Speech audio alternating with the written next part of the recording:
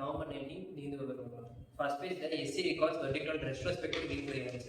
So May 19 வந்து verdict மே 16 வந்து verdict கொடுத்துருந்தாங்க. என்னன்னா வந்து இதுக்கு முன்னாடி என்விரான்மெண்ட் கிளியரன்ஸ் எடுத்திருந்தா அதெல்லாம் கேன்சல் பண்ணிட்டு திருப்பி ஃபர்ஸ்ட் வந்து என்விரான்மெண்ட் கிளியரன்ஸ் எடுக்கணும் அப்படின்னு சொல்லிட்டு. ஆனால் இப்போ என்ன சொல்லியிருக்காங்க, நான் திருப்பியும் ஏற்கனவே என்விரான்மெண்ட் கிளியரன்ஸ் எடுத்து, அதாவது வந்து ஃபார் எக்ஸாம்பிள் நீங்கள் கன்ஸ்ட்ரக்ஷன் ஒர்க் சைட்ஸ்லாம் ஆரம்பிச்சிட்டிங்கன்னா அதுக்கப்புறம் கிளியரன்ஸ் எடுத்தாலும் பிரச்சனை இல்லை அப்படின்னு சொல்றாங்க.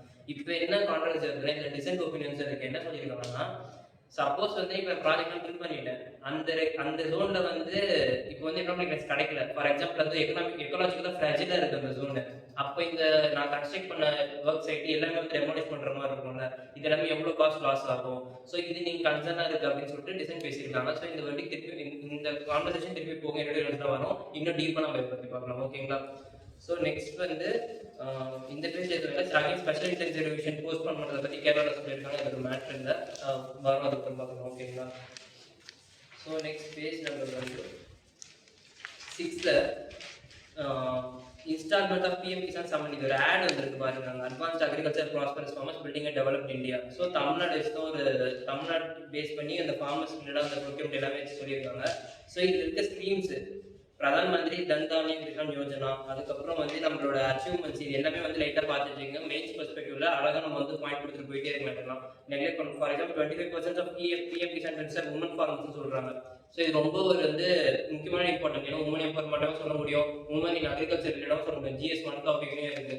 ஸோ இந்த மாதிரி எல்லா விஷயத்துமே வந்து இந்த ஒரு ஆர்டிகல் ஈஸியாக கோரிலேட் பண்ண முடியும். ஸோ இதை பார்த்து ஒரு நோட்ஸ், அதாவது ஒரு 5 பாயிண்ட் நோட்ஸ் மாதிரி எடுத்து வச்சுக்கிட்டா ரொம்ப யூஸ்ஃபுல்லாக இருக்கும். ஓகேங்களா? நெக்ஸ்ட் வந்து பேஜ் நம்பர் 9ல ரெட் காரிடார்ஸ் மாவோயிஸ்ட்னு சொல்லிட்டு நிறைய ஆர்டிகல் இருக்கு. ஸோ யூபிஎஸ்சியில் செக்யூரிட்டி இன்டர்னல் செக்யூரிட்டி அப்படின்னு சொல்லிட்டு பார்த்தாலே left wing extremism, red corridors, Maoism, Naxalism, இது எல்லாமே டாபிக் வந்துடும். ஸோ இது என்னென்ன அப்படின்னு சொல்லிட்டு ஒரு அதுக்கான ரீசன்ஸ், அதுக்கப்புறம் வந்து நம்ம கவர்மெண்ட் என்ன மெஷர்ஸ் எடுத்திருக்காங்க, அப்புறம் வே ஃபார்வர்டு, இதனால நம்மளுக்கு செக்யூரிட்டி என்ன சேலஞ்சஸ் இருக்குன்னு சொல்லிட்டு எடுத்துக்காங்க. மெயின் ரிலேட்டடாக ரொம்ப இம்பார்ட்டன்ட் டாபிக். யூபிஎஸ்சியில் 2 years once கேட்டுட்டே இருக்க ஒரு கொஸ்டின் இது. ஸோ இது ரொம்ப மஸ்ட் நோட்ஸ் எடுத்துக்கணும். ஓகேங்களா? ஸோ நெக்ஸ்ட் ஈஸியான மெஷர் டு ஈஸ் பிஏஓஸ் போக்குவரத்து. ஸோ நம்ம ஏற்கனவே பார்த்தோம் பூத் லெவல் ஏஜென்ட்ஸோட இம்பார்ட்டன்ட் எவ்வளோ இருக்கு அப்படின்னு சொல்லிட்டு. ஸோ பூத் லெவல் ஆஃபீஸர்ஸுமே எவ்வளோ ஒர்க் பண்ணுறாங்க. இப்போ என்ன சொல்லியிருக்காங்கன்னா, அவங்க தான் வந்து இப்போ அவங்களோட ஒர்க் அவுட் குறைக்கணும். இப்போ அவங்க அதிகமாக ஒர்க் கொடுத்துட்டா ப்ராப்பராக வந்து ரிவிஷன்ஸ் நடக்கிறது இல்லை அப்படின்னு சொல்லிட்டு ஒரு பிஎல்ஏ ஏஜென்ட்னால வெறும் 50 ஃபார்ம்ஸ் தான் சப்மிட் பண்ண முடியும் அப்படின்றது ப்ரொவிஷனாக இருக்குது. ஸோ இந்த மாதிரி விஷயத்தையும் கலெக்ட் பண்ணி வச்சுக்காங்க. ஸ்டாட்டிக் புக்ஸ் இது இருக்காது. ஸோ ஜென்ரலாக இதை பார்த்து வச்சுக்கிறது நல்லது. இந்த மாதிரி யூஸ்ஃபுல்லாக கலெக்ட் பண்ண முடியும். ஓகேவா? So next Sabarimala gets more regulations for crowd control. So crowd மேனேஜ்மெண்ட்ன்றது அடுத்த பெரிய டாபிக். ஸோ டிசாஸ்டர் மேனேஜ்மெண்ட்லையும் வருது, அது என்னன்றது நம்ம பார்த்துருக்கோம். ஸோ கிரவுட் மேனேஜ்மெண்ட் இப்போ என்னன்னா சபரிமலா இந்த சனிதானம் போகிற டைம் இது. ஸோ இதுக்கு இப்போ இந்த வர டைம் என்ன கிரவுட் மேனேஜ்மெண்ட் ஏற்கனவே 2011-13 சபரிமலா தான் நிறைய அந்த ஸ்டாம்பேட் எக்ஸ்பெக்ட் நடந்திருக்கு. ஸோ அதை மேனேஜ் பண்ணிட்டு ரொம்ப வெல்லா மேனேஜ் பண்ணிட்டு இருக்காங்க இப்போ. ஸோ பத்திரமா மேனேஜ் பண்றாங்க. ப்ளஸ் வந்து க்ரௌட் வந்து எஸ்டிமேட் லெவலோட அதிகமாக இருக்குன்னு சொல்லியிருக்காங்க. ஸோ அந்த க்ரௌட் மேனேஜ்மெண்ட்ன்றதை வந்து பெட்டரா பண்ற one of the cultural event பார்த்தா சபரிமலா இருக்காங்க. சரிங்களா? ஸோ அதை பற்றி நிறைய எடியூர் கண்டிப்பாக வரும். இப்போ எப்படி மேனேஜ் பண்ணாங்க, என்ன மாதிரி மெஷர்ஸ் எடுத்தாங்கன்னு சொல்லிட்டு அதை பார்த்து ஒரு 2 பாயிண்ட் எடுத்து வச்சுக்கோங்க. அப்போ நம்ம ஃபியூச்சர்ல ஸ்டாம்பேட் டெட்ஸ் இந்த மாதிரி வரும்போது இந்த பாயிண்ட்ஸ் யூஸ் பண்ணி பெட்டரா ஆன்சர்ஸ் அப்ரோச் பண்ண முடியும். ஓகேங்களா? ஸோ நெக்ஸ்ட் எடிட்டோரியல்ல எக்ஸசிவ் டிபெண்டன்சி. ஸோ இப்போ என்னன்னா இந்தியாஸ் ட்ரேட் வந்து எப்படின்னா ட்ரேட் டெபிசிட் ரொம்ப அதிகமாக இன்க்ரீஸ் ஆகிட்டே இருக்கு. செப்டம்பர் அக்டோபர் இந்த மாதிரி டிராஸ்டிக் இன்க்ரீஸ் ஆகுது அப்படின்னு சொல்லியிருக்காங்க. ஸோ இந்த டிராஸ்டிக் இன்க்ரீஸ்க்கு என்ன காரணம்னா யூஎஸோட டேரிஃப் பிளான். ஸோ யூஎஸ் கிட்ட இருந்து நம்ம அப்பதான் ட்ரேட் டீல் நம்மளுக்கு யூஎஸ்க்கு வந்து யூஎஸ் நம்ம one of the highest trade டீலராக இருக்கும் போது யூஎஸ் 50% டேரிஃப் பண்றாங்க. அப்போ என்ன ஆகுதுன்னா எக்ஸ்டர்னல் டிபெண்டன்ஸ் ஓவர் ஆகாது. நம்ம அதிகமாக எக்ஸ்போர்ட் பண்றோம், உங்களுக்கு டிபெண்ட் பண்றதால 50% டேரிஃப் என்ன ஆகும், ஆட்டோமேட்டிக்கா பிரைஸ் ரொம்ப எக்ஸ்பென்சிவா போதும், ஆட்டோமேட்டிக்கா எக்ஸ்போர்ட்ஸ் கம்மியாயிடும். ஸோ இந்த மாதிரி இருக்கும்போது நம்மளுக்கு ஆல்ரெடி அங்கே டெபிட் நம்ம சர்ப்ளஸ் இருக்கும் யூஎஸ்க்கு நல்லாவே, இப்போ சர்ப்ளஸ் தான் இருக்கும். பட் ஆனால் ஓவராலாக ட்ரேட் இப்போ ஒரு ஆனுவல் ட்ரேட் பார்க்கும்போது நம்ம எல்லா கண்ட்ரியோட ட்ரேடும் பார்ப்போம். அப்போ என்ன ஆகுதுன்னா யூஎஸோட ட்ரேட் டேரிஃப் ஏறுறதுனால நம்மளுக்கு வந்து எக்ஸ்போர்ட்ஸ் கம்மியாகுது, ட்ரேட் டெபிசிட் இன்க்ரீஸ் ஆக ஆரம்பிக்குது. ஸோ இந்த மாதிரி விஷயத்த வந்து என்னன்னா நம்ம ஓவர் ரெகுலேஷன்ஸ் பர்டிகுலர் கண்ட்ரி, அதாவது ரொம்ப அதிகமா இருக்கு. ஃபார் எக்ஸாம்பிள் ஒரு கண்ட்ரில இருந்து அதிகமாக க்ரூட் இம்போர்ட் பண்றதா இருக்கும், ஒரு கண்ட்ரிக்கு அதிகமாக எக்ஸ்போர்ட் பண்றதா இருக்கும். இல்ல இப்ப சைனா மாதிரி கண்ட்ரி அதிகமா இம்போர்ட் பண்றோம் நம்ம. ஸோ இந்த மாதிரி சிங்குலரா ஒரு கண்ட்ரில மோனோ ட்ரேட் பிராக்டிஸ் எல்லாமே என்ன ஆகும்னா, நம்மளுக்கு வந்து ரொம்ப டிவாஸ்டேட்டிங் எஃபெக்ட்டா இருக்கும் எக்கனாமில.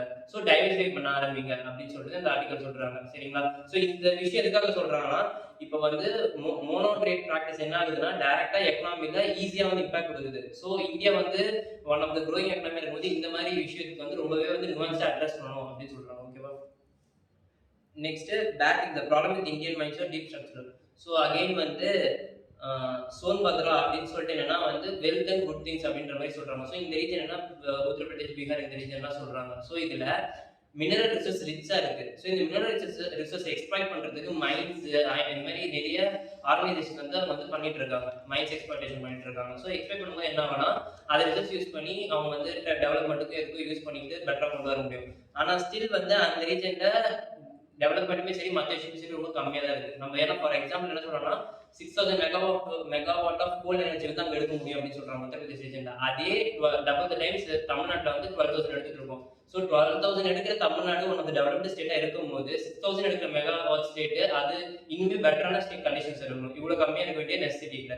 ஸோ அப்போ அங்க இருக்க ஸ்ட்ரக்சரல் ப்ராப்ளம்னு சொல்றாங்க. பிளஸ் இந்த மைன்ஸ் இந்த மாதிரி ரெகுலேஷன்ஸ்லாம் இருக்குல்ல, இதை மெயின்டைன் பண்றதுக்கு ஸ்டாண்டர்டா ஆப்ரேட்டிங் ப்ரொசீஜர்ஸ் அதுக்கான ஃபார் எக்ஸாம்பிள் ஒரு ஃபார் எக்ஸாம்பிள் வந்து எக்ஸ்ப்ளோசிவ் வெடிக்கிறாங்கன்னா அதுக்கான டிஸ்டன்ஸ், அது என்ன டைப் ஆஃப் எக்ஸ்ப்ளோசிவ் எல்லாத்தையுமே மென்ஷன் பண்ணிட்டு அந்த டிஸ்டன்ஸ் வரைக்கும் தான் கவர் ஆகும், அதுக்கப்புறம் அந்த எஃபெக்ட் இருக்காது அப்படின்ற மாதிரிலாம் கொடுப்பாங்க. ஆனா இது எதுவுமே வந்து பெருசா ப்ராக்டிக்கலா ஃபாலோ பண்றது இல்லை. அப்ப என்ன அர்த்தம் அது?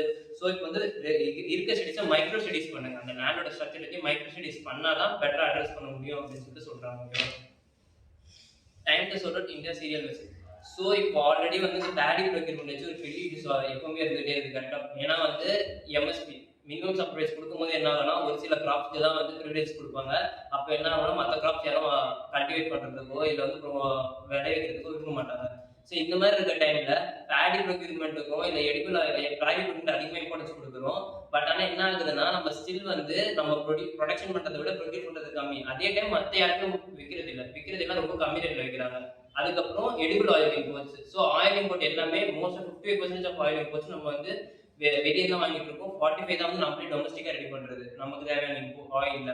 ஸோ இது எல்லாமே என்ன குறிக்குதுன்னா, இந்தியா வந்து ஓரளவு சஃபிஷியண்டாக பண்ணிட்டு இருக்கோம். பட் ஆனால் மற்ற விஷயத்துக்கான same crop diversification, MSP diversification.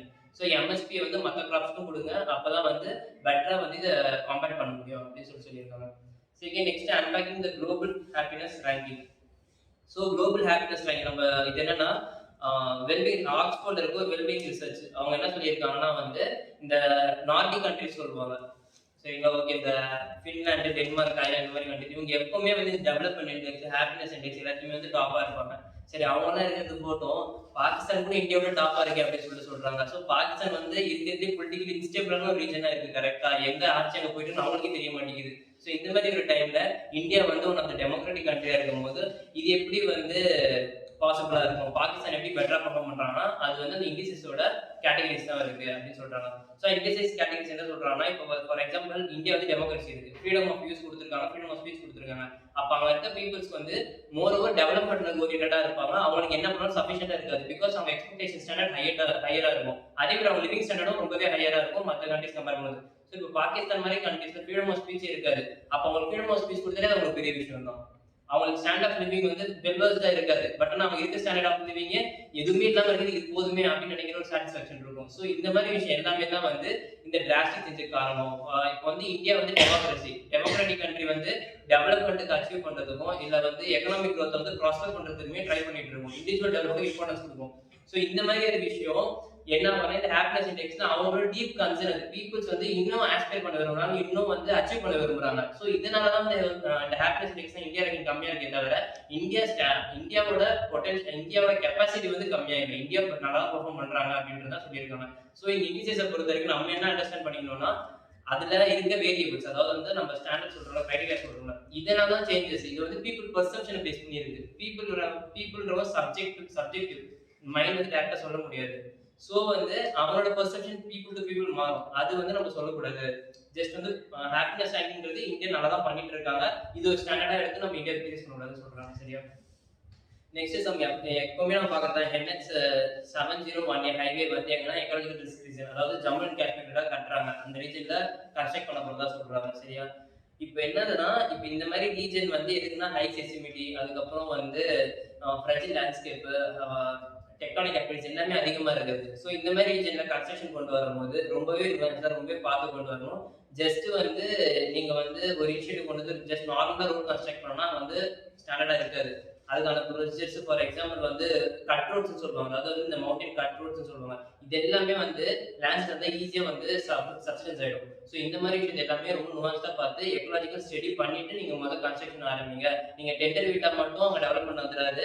அதுவும் இல்லாம இந்த ரோட் கன்ஸ்ட்ரக்ஷன் எல்லாமே வந்து ஏற்கனவே மைலான கனெக்டிவிட்டி ரீஜன்ஸ் தான் போகுது தவிர புதுசா கனெக்ட் பண்ற ரீஜன்ஸ் கம்மியா தான் இருக்கு. ஸோ இந்த மாதிரி விஷயமே நோட் பண்ணி கன்சிடர் பண்ணிக்கணும். கனெக்டிவிட்டி வந்து டெவலப்மெண்ட்டுக்காக இருக்கணும். ஆனா டெவலப்மெண்ட் வந்து என்விரான்மெண்ட்டை அஃபெக்ட் பண்ணாம ஃபர்தராக லாங் டேர்ம்லயும் இருக்கணும் அப்படின்னு சொல்லிட்டு டாபிக். ஓகேவா?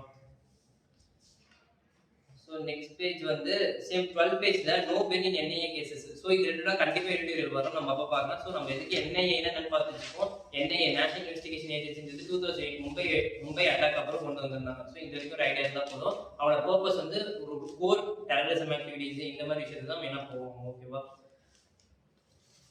நெக்ஸ்ட் வந்து பேஜ் நம்பர் 13ல over 2 crore remove from NFSC list free grains. So வந்து நேஷனல் ஃபுட் செக்யூரிட்டி ஆக்ட்னா என்ன அப்படின்றத ஜஸ்ட் பார்த்துக்கோங்க. ஓகேவா? அதுக்கப்புறம் சென்ட்ரல் ரோசல் initiative to improve PDS operations AI platform to get feedback. So இது ஒரு 4 ஸ்கீம் கொடுத்துருக்காங்க. அந்த 4 ஸ்கீமே என்னென்ன அப்படின்னு சொல்லிட்டு பார்த்துச்சுங்க. ஃபர்ஸ்ட் வந்து அண்ணா சஹாத்தியா ஹோலிஸ்டிக் ஏஐ சொல்யூஷன். அதுக்கப்புறம் வந்து பந்தாரன் 360 அண்ட் வந்து smart Exim and Anna Darpan. So இந்த 4 ஸ்கீமே இங்கே கொடுத்துருக்காங்க. ஷார்ட் டெஃபினேஷனும் இருக்கு. நம்ம என்ன பண்ணோம்னா அதோட கோர் பர்பஸ் என்ன அப்படின்றத லைட்டா பார்த்து வச்சுக்கிட்டு ஒரு நோட்ஸ் எடுத்து வச்சிருங்க. இது வந்து இன்ஸ்டியூஷன்ஸ்க்கு கவர் பண்ணுவாங்கன்னு தெரியாது, மந்த்லி மேக்ஸின்ஸ் கவர் பண்ணுவாங்கன்னு தெரியாது. பட் ஆனால் இந்த மாதிரி விஷயம்லாம் யூபிஎஸ்சி கேட்க சான்சஸ் இருக்கு. ஏன்னா இது வந்து கண்டிப்பா பிப்ல வந்திருக்கும், பிரஸ் இன்ஃபர்மேஷன் பியூரோ நியூஸ்ல வந்திருக்கும். ஸோ இது நமக்கு இம்பார்ட்டன், நம்ம எடுத்து வச்சுக்கணும். ஓகேங்களா? நெக்ஸ்ட் வந்து பேஜ் நம்பர் 14ல ஆன்டி மைக்ரோபியல் ரெசிஸ்டன்ஸ் பத்தி பார்த்துருப்போம். So national action plan antimicrobial resistance சொல்லிட்டு 2025 to 2029 ஒரு பிளான் வந்து திருப்பியும் கொண்டு வந்திருக்காங்க. ஸோ இது எதுக்காகன்னு சொல்லிட்டு பார்த்தோன்னா ஆன்டி மைக்ரோபியல் ரெசிஸ்டன்ஸோட கன்செப்ஷனை குறைக்கிறதுக்கு. ஆன்டி மைக்ரோபியல் ரெசிஸ்டன்ஸ்னா என்னன்றது டீடைலாக ஒரு ஷார்ட் நோட்ஸ் மாதிரி பார்த்துக்கோங்க. ஓகேவா?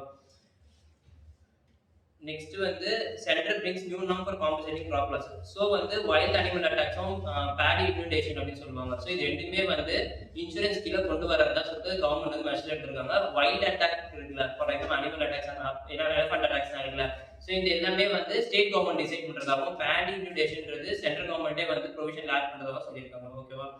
Next separate section for DPDP rules. So வந்து டிஜிட்டல் டேட்டா ப்ரொடெக்ஷன் ஆக்ட் நம்ம பார்த்துருந்தோம்ல, அதுலேயே என்ன சொல்லியிருக்காங்கன்னா ஃபர்ஸ்ட் வந்து பர்சன் வித் டிசபிலிட்டிஸையும் சைல்டையும் வந்து சேம் ஒரே செக்ஷன் வச்சிருந்தாங்க. இப்போ ஒரு அடல்ட் பர்சன் வித் டிசபிலிட்டிஸ் இருக்காங்கன்னா அவங்களே சைல்டு எப்படி சேமா வைக்க முடியும்? அவங்களுக்கு சில ப்ரொவிஷன்ஸ் கொடுக்கணும்ல, அவங்களோட ஃப்ரீடம் இருக்கணும்ல. ஸோ இதெல்லாம் தனித்தனியாக வைக்கணும் அப்படின்னு சொல்லியிருக்காங்க. அது நிறைய கன்சர்ன்ஸும் இருக்கு. ஸோ இந்த கன்சர்ன்ஸ் வந்து ரிலேட்டடாக கண்டிப்பா ஃபர்தரா நியூஸ் வரும், அப்போ பார்த்துக்கலாம். ஓகேங்களா?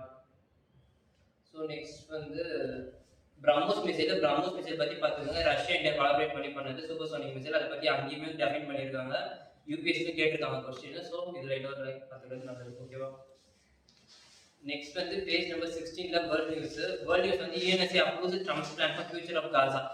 ஸோ என்ன நடக்க போகுது தெரியல. இவங்க நிறைய பிளான் வச்சிருக்காங்க. காசால வந்து இன்டர்நேஷனல் பீஸ் ஃபோர்ஸ் வந்து போட போறோம் அப்படின்ற மாதிரிலாம் பேசியிருக்காங்க. ஆல்ரெடி இருந்தது தான், இவர் வந்து ரிமூவ் பண்ண திருப்பி இவரே கொண்டு வர்றாரு. இது என்னன்றதை பார்ப்போம். ஓகேவா?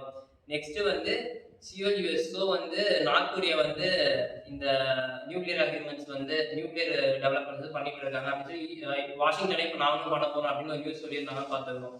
இப்போ என்ன இது வந்து நியூக்ளியர் டொமினோ எஃபெக்ட் அப்படின்னா வந்து ஒரு கடத்துலையுமே மற்ற கண்ட்ரிஸ் வந்து பண்ண ஆரம்பிச்சிருவாங்க. இது வந்து நியூக்ளியர் டெட்டரன்ஸ்ன்றது இன்னும் ஆம்பிளிஃபை ஆக போகுது அப்படின்றது தான் ஒரு கன்சர்ன் வந்து இது. ஓகேவா? ஸோ இந்த நியூஸ் வேற எதுவுமே நம்ம ஸ்போர்ட்ஸ்லேயும் எதுவும் இல்லை. அவ்வளோதான்.